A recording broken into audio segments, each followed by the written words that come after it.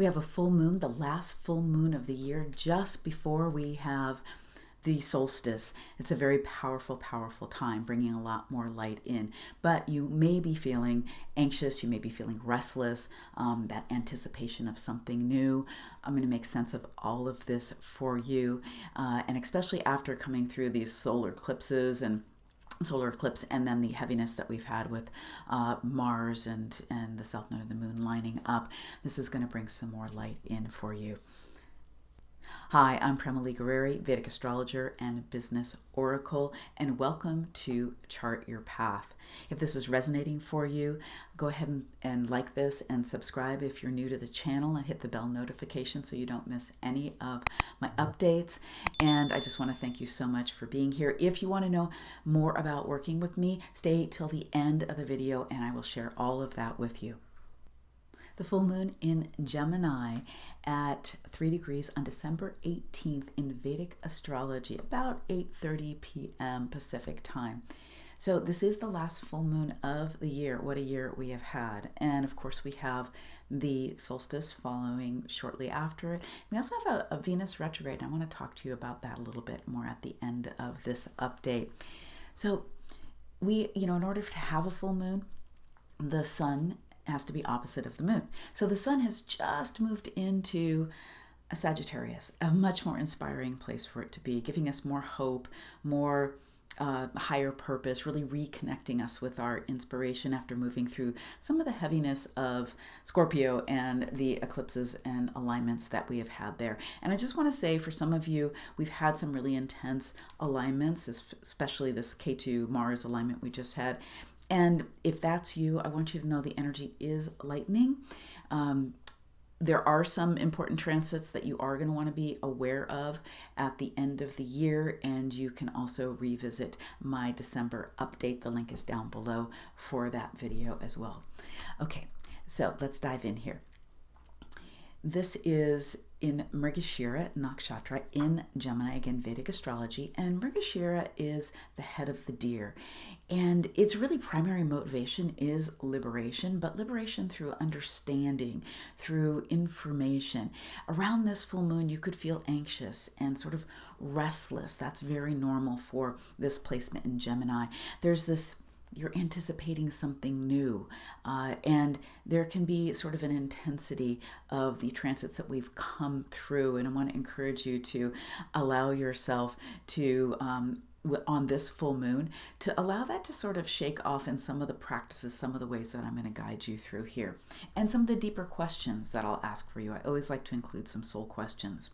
So Mrigashira is represented by the head of a deer, or a head of an antelope. And you think about a deer, they're seeking, they're foraging, they're very curious animals.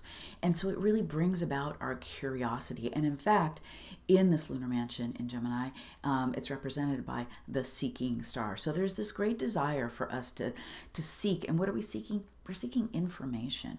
And because it's a full moon, how do we match up that information with experience? Because, the full moon is our emotions. It's our, on the best level, it's our deepest devotion.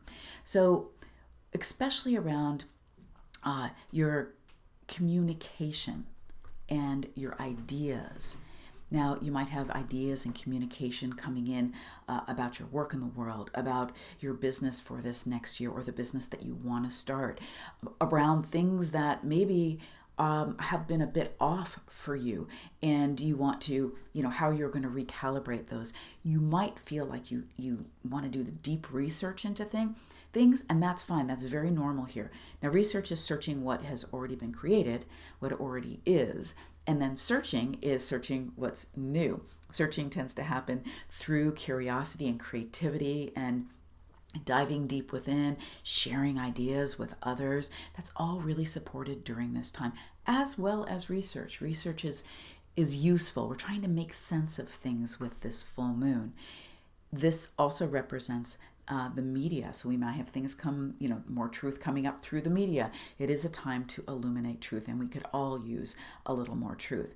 You might feel like there's truths that you have been not sharing, and it's time for you to share those truths. Look, truth feels good to all of us, even if it's something we don't want to hear in the moment. It's grounding, it settles things, and allows us to move forward with more precision, more accuracy, and more focus.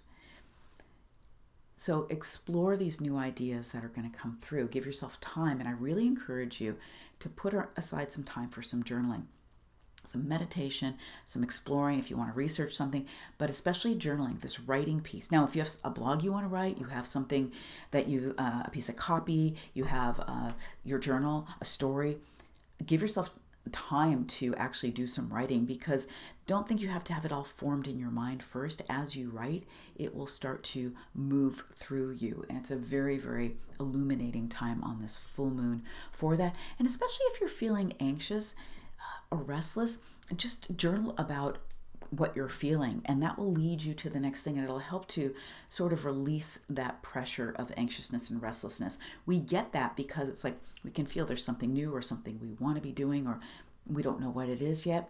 This will allow those ideas a channel to come through. Deep conversation with people you know, love, and trust, super useful as well. Again, there's going to be great new ideas. Now, Gemini is ruled by Mercury, the great communicator, the great messenger. Wasn't sure which card I was holding in my hand, and I don't have it right. Oh, here it is. And also the great merchant. Now, as far as those of you in business, it is ruled by Gemini. So you may have new business ideas that come up during this time, and that's also something you're going to want to not necessarily take action on right away, but journal about. Look, we're coming into the new year. I know that you're looking at doing some visioning. I will be bringing you an opportunity to do that with me here in the near future too. I'll be sharing that with you, so we can set our intentions. We can create this vision of what we want to grow in the new year. With the solstice, this is that time where we're coming into the light in the northern hemisphere. Those of you in the southern hemisphere are already enjoying summer. Hallelujah for you, but we're in the dark up here. I like to call the solstice the going through the eye of the needle, and that is where we can't take all of our baggage with us into the new vision we're going into as we move towards the light. So there are things that you need to put down, beliefs, ways that you're doing things that aren't serving you anymore, things that are feeling heavy to you, or that are holding you back, and so that you actually have the energetic currency to birth what is new. There are a couple of heavy transits right around Christmas. We've got, which I talk about also in my December update, so I'll refer you to that. The link is down below. But we also have a Pluto-Venus conjunction right around Christmas. Remember to bring the light. Instead of looking for the light outside of yourself, and especially if you're getting together over the holidays, be the light. Don't expect others to be the light. You be that beacon of light. That's how you are going to enjoy this as we move through this shift from dark to light, which, as you well know, doesn't happen overnight. Be the light during this time. I just want to touch on the Venus retrograde. I'll talk about it more in my January update, so stay tuned for that. But it's a very unique Venus retrograde because it happens every 8 years, where Venus retrogrades at the same constellation, the same degrees that it did 8 years ago. So back in December, January of 2013-14, it was also retrograding Capricorn, Sagittarius. So that bridge is being activated again with this retrograde cycle, which starts on the 19th and it'll go through the end of January. This is, of course, Venus. This is our relationships and our love and our heart and our creativity. So what was happening 8 years ago, there is a cycle that's coming into completion. So it'd be good to look back and see what you're completing, what you're up for completing around relationships, around love, around your creativity as far as expression of the arts. That's the great artist is ruled by Venus, as well as the great connector in the Sacred Wealth Code Archetype system, and the muse, for our inspiration, our intuition. So you may be revisiting some of the dynamics in relationships. It's a powerful time to drop into your heart and really find out what your heart desires within intimacy, within relationship. And this is also business relationships too. So, and business collaborations. So these are our, we have many different ways that we have relationship, but, connection is currency and energetic currency, and sometimes that's even monetary currency as far as our businesses go. So, you're going to need to watch out for jealousy or competition, and you're going to have your boundaries tested during this 6-week transit. And I teach a lot about boundaries because it's very, very important to know that they're not walls that you make to hold other people out. They're really rule sets for yourself and choices that you hold up for yourself. And when you do that energetically, then other people get it. So we'll talk more about this in the January update, but open up to your creativity. That's the biggest thing I would say with the Venus retrograde, and how you want to really a new vision for a relationship, and notice really what your sort of ways of being for yourself or certain kinds of relationships you're done with, and what's a higher level of relationship you want to step into. I'm going to circle back for just a moment to the full moon because I want to invite you to drop into a couple of deep soul questions. So as we are in the energy of this curiosity in the full moon and of these ideas, here's a couple of questions to drop in for yourself. You can put your hand over your heart. You can take a deep breath. You can feel free to pause this video if you need more time with these questions. And you want to just ask your heart, what are the new ideas that you're opening up to?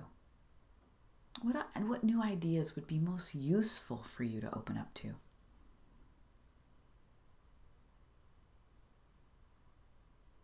And whatever comes through for you,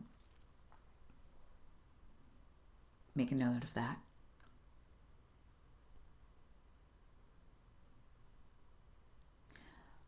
Another question for your heart is, how could I be more curious? Maybe less opinionated, more curious.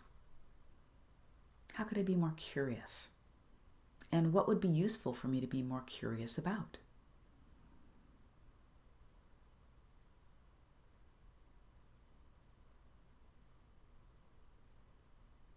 Make a note of that.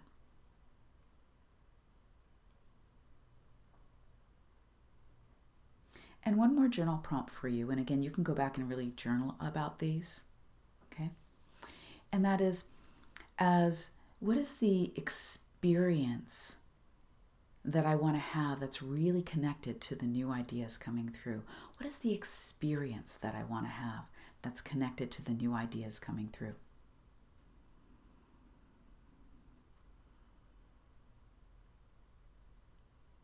Write your answers down. Feel free to share them with me. I'd love to hear what came up for you or any other questions that you have.